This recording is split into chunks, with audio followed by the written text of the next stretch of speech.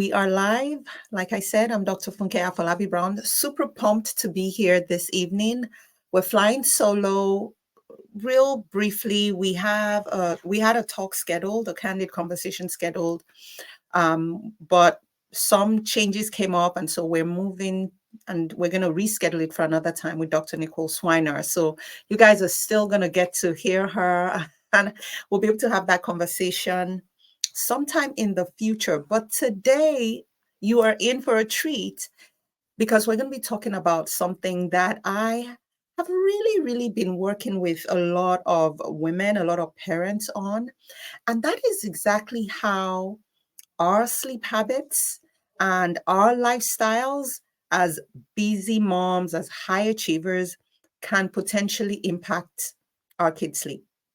So if you're on live, I would love to know. Let me know. I would definitely love to, say hi. You could come comment later in the, I'll definitely come back to comment, but I just want to know if you're up here and really just hanging out with me this today. So here's the thing.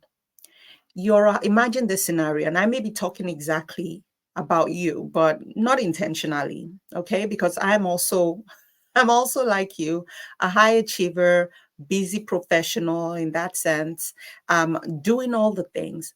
But then one of the things we realize is that whatever it is that we're doing, eventually our kids start to take a lead on.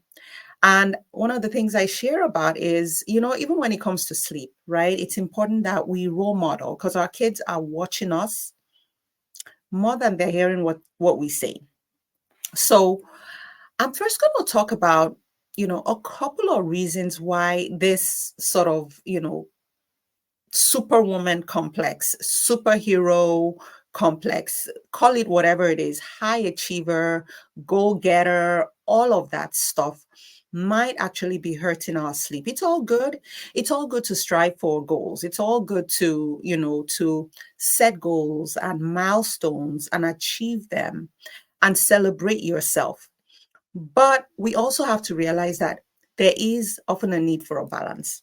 And so I'm going to talk about first three reasons why your lifestyle of this go, go, go, busy, busy, busy until the next thing and the next thing and the next thing can affect your sleep and how that can in turn be affecting your kids' sleep. I know it's super weird, right? But it's actually possible.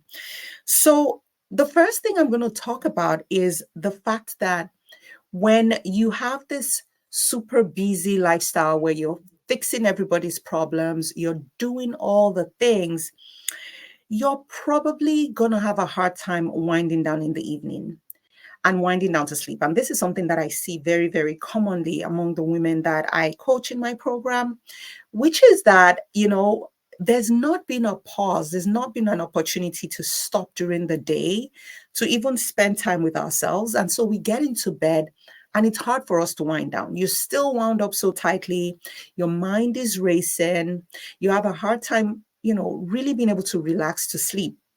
And that's one of the most common reasons why you might have a hard time falling asleep. And it can actually contribute to insomnia, which we know is difficulties falling asleep and staying asleep. So if you're someone in that boat where you notice that, you know what, I'm bringing stress into bed with me, even when I don't intend to, and it's impacting my sleep, this would be a time to really start to reflect and say, what can I do differently? Okay, I have a few suggestions, but then I think it's really important that you know where the issue is. Why is it that I'm having a hard time really sort of unplugging, disconnecting from my day so that I can achieve the sleep that I need? So that's one. It's really the fact that this busy lifestyle, this, superwoman, superhero complex can potentially end up affecting our ability to sleep. And again, this is really, really common.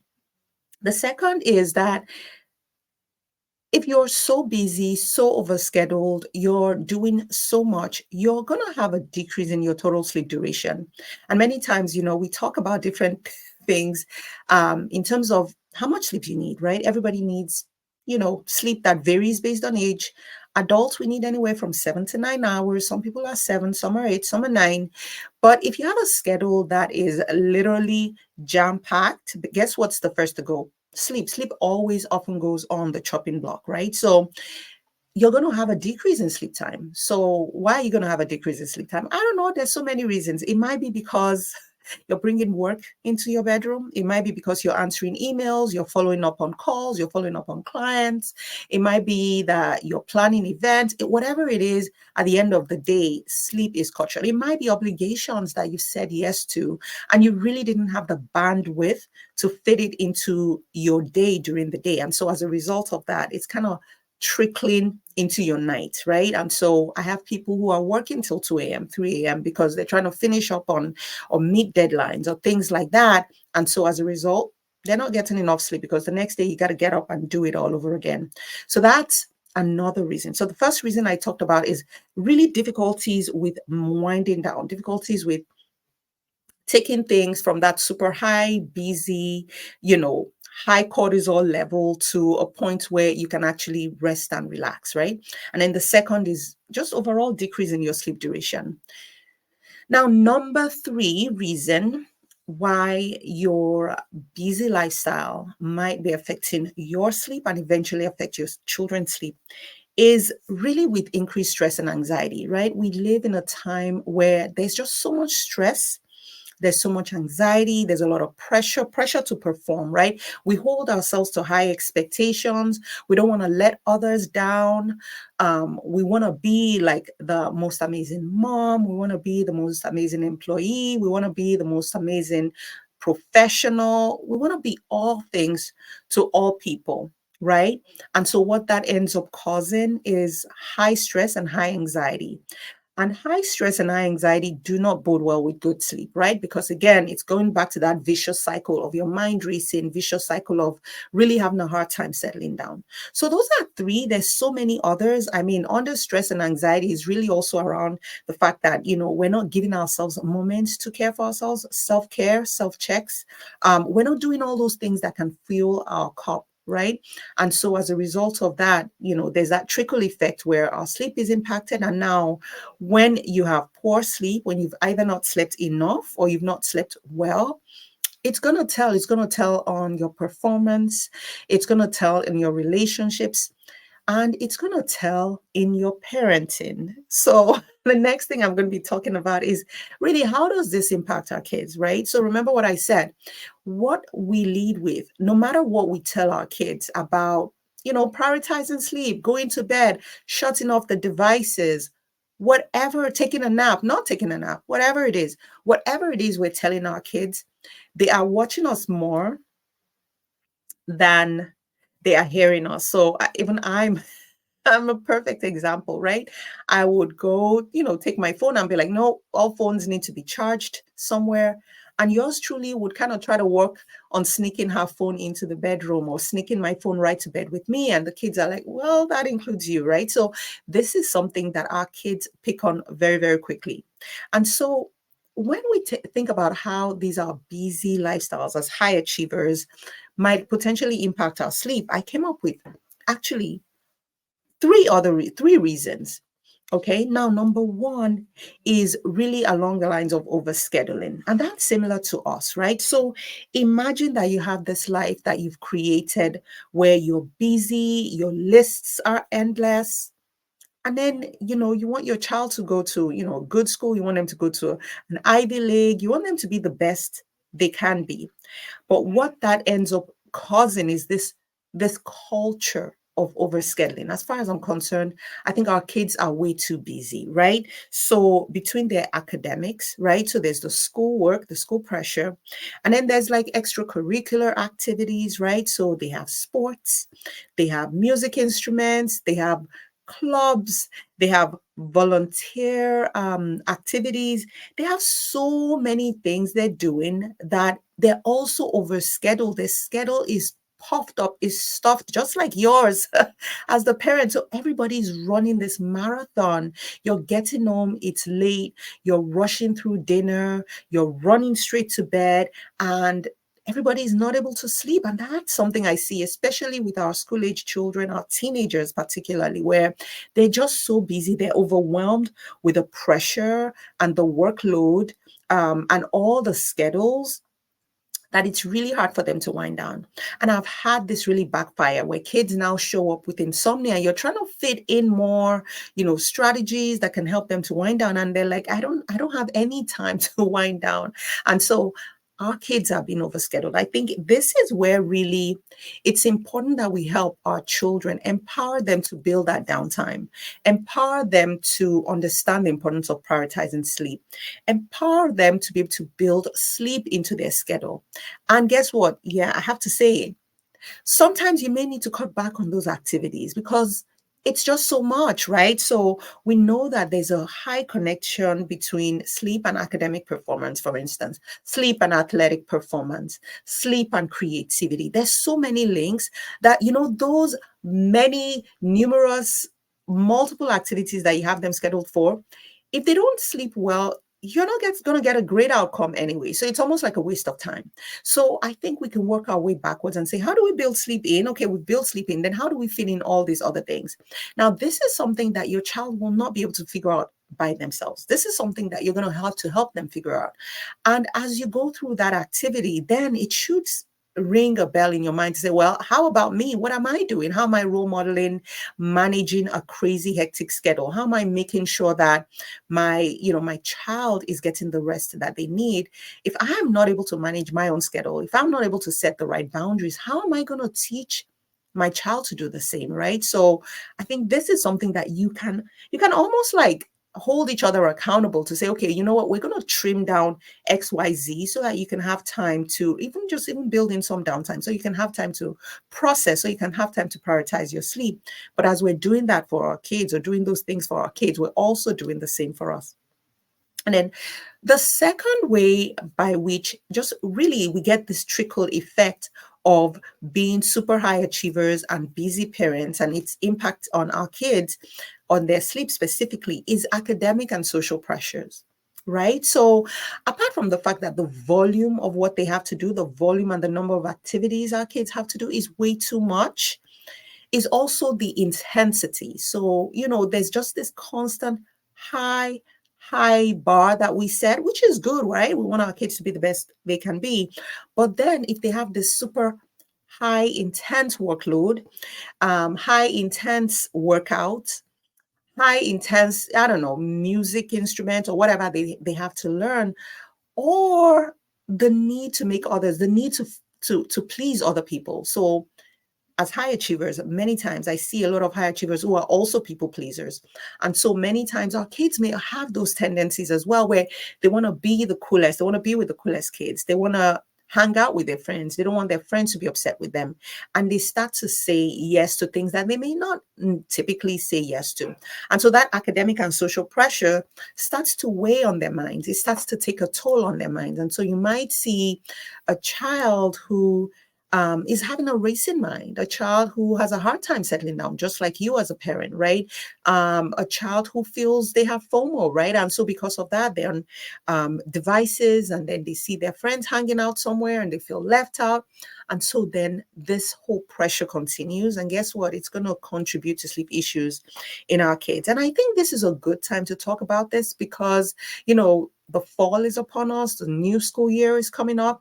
And so really having conversations and being intentional about having those conversations with our kids, even before the school starts, would be something that would help set them up, because now you're actually ahead of the game. Now you're actually saying, you know what, let's come up with a strategy where we'll keep you busy, right? But not overwhelmed. We'll keep your schedule, involved and rich and robust, but not in a way where it is just so overbearing and overwhelming. So I think that's just something that we have to pay attention to. And then number 3 reason why our kids are also either learning and picking up on vibes from us as high achievers, and as a result, it's impacting their sleep, is through the digital overstimulation. It's too much. It's too much. The electronic devices, the TVs, the phones, the video games. And, many times, right? Most times your child's homework is online, right? And please, can someone just help pass the message across to schools that give this 12 midnight deadlines, right? So they're on their computer trying to complete work that maybe they procrastinated, all the while and they couldn't get it done. And now it's close to midnight. They're trying to get the work done before deadline. Or maybe their schedules were so busy that they didn't have time to work on, said project or whatever. And so because of that, they are really pushing the envelope. They're not getting to bed on time. And the way that impacts our kids is multiple fold. The digital overstimulation, of course, causes a lot of mind racing because of the content of what they're consuming or what they're asked to do, which makes it hard for them to wind down. And then also just the impact of light, right? The impact of the blue light, how it suppresses the brain's melatonin and makes it hard for them to sleep. And I see this especially also in teenagers because now the circadian rhythms have already shifted naturally because they're in that adolescent period. But now on top of that, the light, the pressure, all of that is going to make their sleep worse.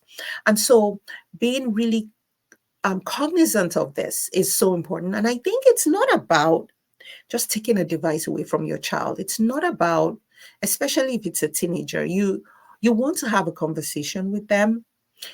And then you also want to have a responsible digital curfew. And I think all of us deserve that, which is to say, after a certain time, devices are just not allowed. They're not allowed at the dinner table. Maybe about an hour or 30 minutes before bed, we're not going to engage in devices because, again, these all can contribute to sleep issues. So this is just a real brief overview of how, as high achievers, we think, oh my goodness, I'm a high achiever, I'm busy, I'm overwhelmed, I'm swamped, nobody else can do it like I can do it, so I'm going to do it all, I'm going to solve all the world's problems. It actually not only impacts us, it actually impacts our sleep kids because our kids are growing up in a culture where they feel like, oh, I have to perform. I have to do this. I have to do that. I have to do that, this, that, and the other. I have to please this person. I don't want this person to be mad at me. And they're learning it from somewhere. So the goal of this is to just create that awareness, right? And so as we make moves to prioritize our sleep, to say no and establish the right boundaries, as we make moves to create a schedule where sleep is a priority, as we make moves to really pursue the things we're passionate about, rather than just saying yes to everything just because, as we say, as we consider, right? Baking, baked goods for the school events, for the PTA versus, buying some baked cookies from the grocery store.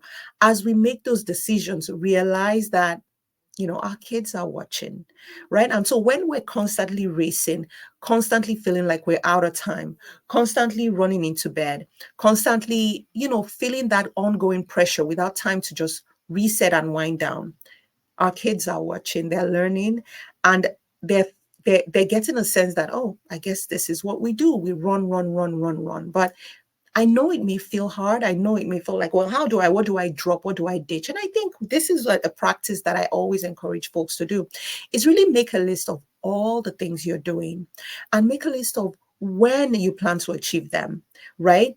And if you're noticing that there's a mismatch, then you're doing too much.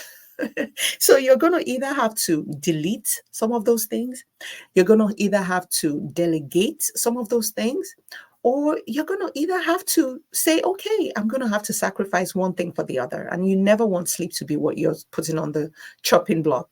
So I hope this has been helpful.